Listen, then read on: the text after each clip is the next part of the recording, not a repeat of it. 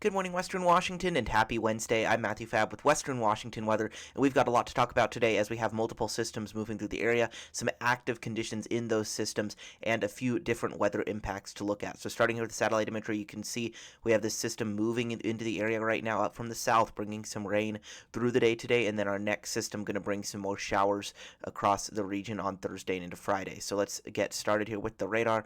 You can see we have some areas of light rain moving up through Western Washington this morning, some more showers there off the coast. It'll start moving into the area as we go this afternoon and evening, and so stay tuned to watch kind of what these do. There could be some thunderstorms, so be aware of that if you are out on the coast, and then we'll have more rounds of rain coming in after that. I'm taking a look at the maximum wind gusts overnight from the Cascadia winds we had. You can see gusts up to 45 miles per hour for North Bend, 45 miles per hour or so for Enumclaw. Not entirely sure about this 60 mile per hour gust that seems inconsistent with some other observations. And then you have gusts of 35 to 40 miles per hour for areas from Hobart down through Maple Valley and Black Diamond and out toward Covington a little bit as well. So just a run-of-the-mill Cascadia wind event, but still interesting to see how that plays out. Now taking a look at the overall pattern, we have the trough offshore that's moving to the north. That is bringing the system through Thursday. We have that other system moving through Thursday night into Friday, and then after that we start to build this ridge, and we're going to get warmer and drier all the way through the weekend. Look at how big that ridge is, really dominating the weather across Western Washington, and we will have a weak system move through here as we go into Monday night. So taking a look at the precipitation map here, you can see higher mountain snow, rain as we in the lowlands as we go through this afternoon and evening. You can see it's a little bit showery, but we do still get that rain moving through. And then we calm down a little bit there on early Thursday, but then look at that more heavy rain moves through on the day, Thursday into the evening into Friday. Snow levels drop a little bit there, but not all that much. And then we do have some convergent zone activity, most likely over northern parts of the Puget Sound area. And then that will continue those showers on Friday all the way through Friday night, and then we will dry out and we'll have a dry Saturday and a dry Sunday. And then you can see by the time we get to early Monday, we have this weak system moving into the coast, and that will likely bring some rain to the northwest interior and then down to the lowlands as we get into Monday night. And then taking a look here at the Storm Prediction Center's Day 1 severe thunderstorm outlook, we have a general risk of thunderstorms across all the Pacific Northwest and a marginal risk of severe thunderstorms for extreme southwest Washington, mainly Clark County, and then the entire Oregon coast and the western parts of the entire state of Oregon there. So there could be some very strong thunderstorms in there, but very isolated, and maybe a very small risk of severe wind and even smaller risk of a very, very brief isolated waterspout or tornado, but very low risk of that. But it's interesting to see that marginal risk across parts of Oregon and southwest Washington there. Taking a look at thunderstorms and showers, and this is our simulated radar here on the high resolution rapid refresh model, and you can see we have more rain move through this afternoon. Some of these showers could be those ones that are producing thunderstorms as we go into Oregon. Look at this line that moves onshore as we go to about noon today. These could definitely be some severe thunderstorm potential going into western Oregon there as we go to about 1 to 2 p.m. Look at all these thunderstorms off the Washington coast, and this band of showers moves through around 3 to 4 p.m. through the Seattle metro area. More showers moving through as we go overnight.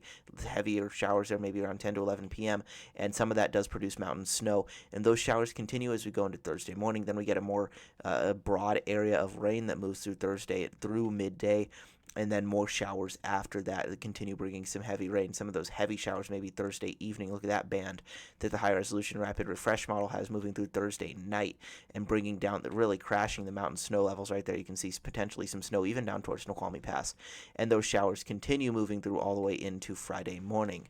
Now through Friday morning at 4 a.m. when some showers are still moving through the area, the high resolution rapid refresh model has 1 to 2.5 inches of rain on the coast, 1 to 1.5 inches in the lowlands, up toward 2 inches for the Kitsap Peninsula and Olympia, and about 2 inches there down toward Portland, and then some of the mountains getting 3 to 5 inches of rain, and plus that rain shadow up over the northeast Olympic Peninsula. European model broadly agrees with this, going out a little bit later through Friday night, showing again 2 to 3 inches of rain, maybe up toward 4 for the coast, 1 to 2 inches for the lowlands, including up to 2 inches there in Seattle and Tacoma, and then that broad rain shadow there from about Everett up toward Whidbey Island and the San Juans. So overall, pretty nice round of rain coming up. And taking a look at snow, you can see not that much at Snoqualmie Pass, only about an inch, maybe 3 to 4 inches at Stevens and White Passes, and then the North Cascades likely getting a couple of feet of snow out of this, especially some of these really rural areas, and then out by the North Cascades Highway too. So it'll be good to see that area start to pick up some more snow snowpack and Mount Rainier as well, but we really would like to see it build at the lower elevations just a little bit more, but we are still pretty early in November for that.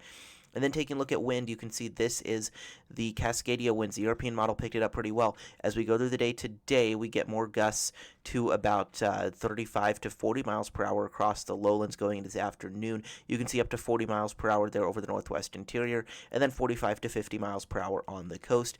And then going into Thursday, we have another round of wind that moves through the area, bringing gusts of 55 to 60 miles per hour on the immediate coastline, 50 to 55 miles per hour on the inland coastal communities, and then most of the Puget Sound lowlands gusting 35 to 40 miles per hour with this second round of wind, except 45 to 50 miles per hour over the northwest interior, especially over the San Juan Islands.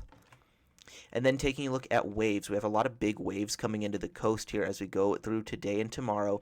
You can see as we go through this afternoon, those big waves start to increase.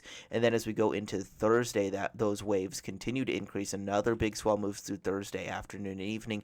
And then more big waves continue all the way into Friday. And the thing that's making some of these waves worse, especially as we go on Wednesday and Thursday, are the king tides. We're going to have king tides for the next couple of days. And that in combination with low pressure that we have is going to really rise those water levels quite a bit, and due to that, the National Weather Service in Seattle has issued a rare coastal flood warning. Usually we're used to seeing those coastal flood advisories. This is a coastal flood warning for moderate to major coastal flooding with inundation of 2 to 3 feet above ground level possible for the northern Washington coast and Grays Harbor County coast, and that is from 7 a.m. this morning to 10 p.m. Thursday with those high tide cycles.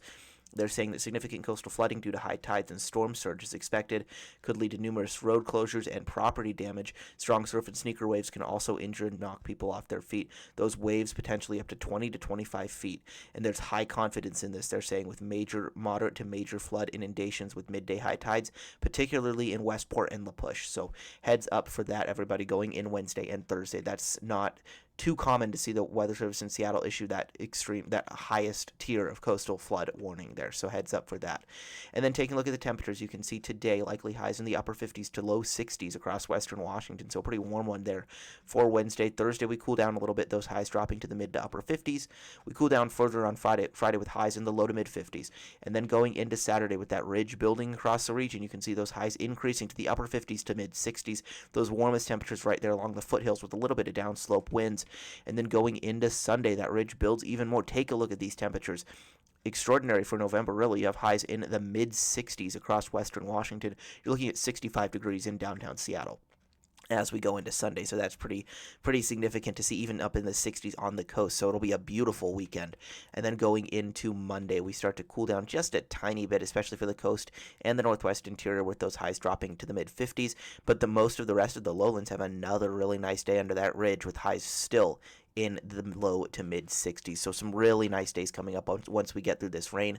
Going into the middle of the month there, you can see we are still above average for temperatures, but that probability is decreasing, and we remain in the above average area for precipitation going into the end of the month, or the middle of the month. But that pattern may be shifting a little bit more south to California there. You can see California having a higher chance of being above average, so we'll have to watch that. So thank you all very much for watching. Be sure to subscribe here to Western Washington Weather on YouTube. Be sure to follow the Western Washington Weather Facebook group, and then follow me on Twitter and Blue Sky. The links to all of these are in the description below. So thank you all very much for watching. Stay tuned for more, and I'll talk to you all tomorrow.